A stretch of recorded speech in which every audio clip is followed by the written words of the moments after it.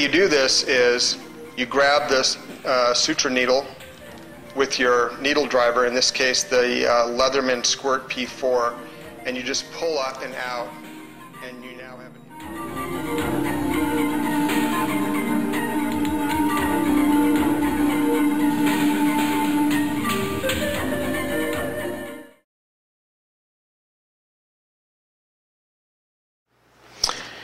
All right, let's go over the materials in the kit. So we open up our kit. We've decided we're going to need to use sutures. We're going to pull out our irrigating syringe. We're going to pull out suture material. And yes, we're going to pull out gloves. And for demonstration purposes, we're going to pull out some betadine. Let's go over this kit. This is the irrigating syringe. I've kept these items in individual 3x5 Ziploc bags. They make it easy to store in your aid kit and make it easy to pull out individual items. This is simply a 5cc syringe. To be honest, it's a compromise. Ideally, something on the order of a 20cc syringe or larger is optimal, but in all practicality, not something you're going to have out in the field.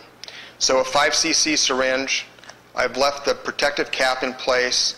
I've modified it by taking a hot paper clip and poking a hole in the end. If you can get a hold of an 18 gauge needle, that also will work as an irrigating tip. You can also use the 18 gauge needle for getting splinters out of a finger or other body part.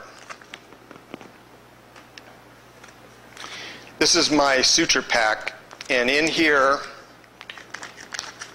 we have a pack of suture material, 4-0 monofilament with a large cutting needle. We'll go over that in a minute.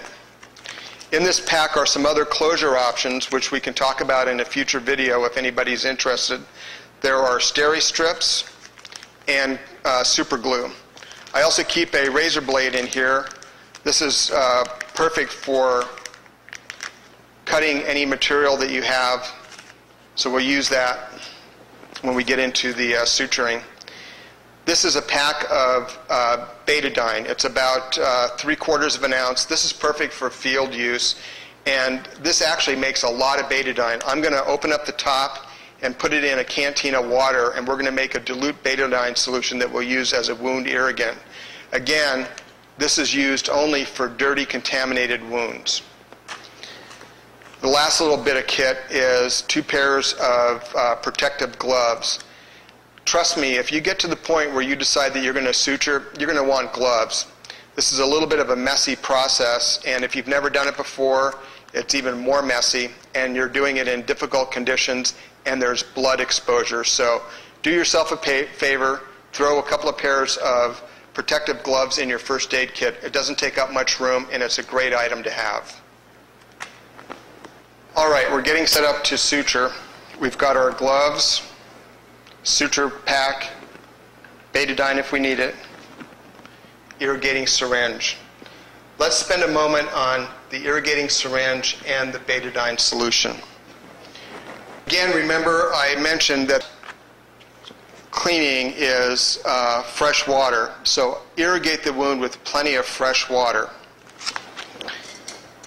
You can take your camp cup,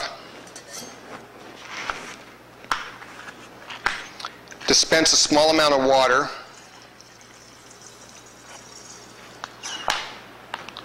we'll save the clean water for flushing.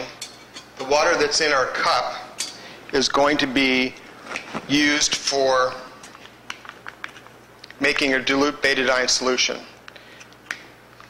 Just simply tear the corner, keeping it vertical. All the betadine will go down to the bottom. And put just a squirt